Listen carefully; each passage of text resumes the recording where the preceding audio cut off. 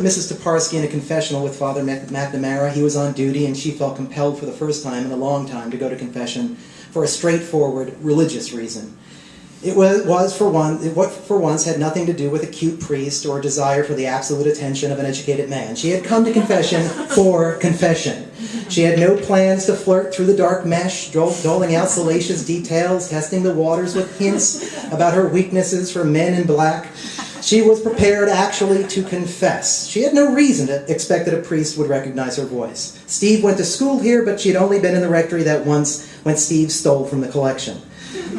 She put him up to it, in fact, to further a relationship.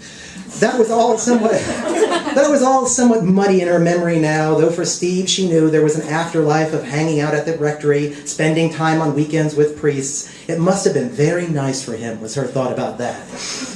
The small window slid back, and she dispensed quickly with the Bless Me Father for I have sinned preliminaries. She was an old pro, despite her disappointing record of in-earnest confessions.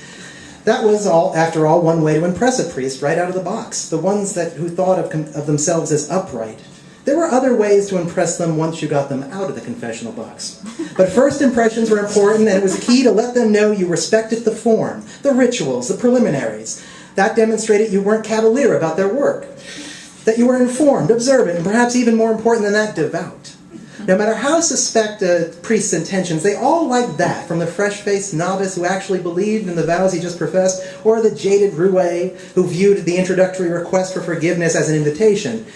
She sometimes even gauged responsiveness by the way the priest replied to the husky "come on" packaged as contrition. So she reeled out the Bless Me Father business and waited.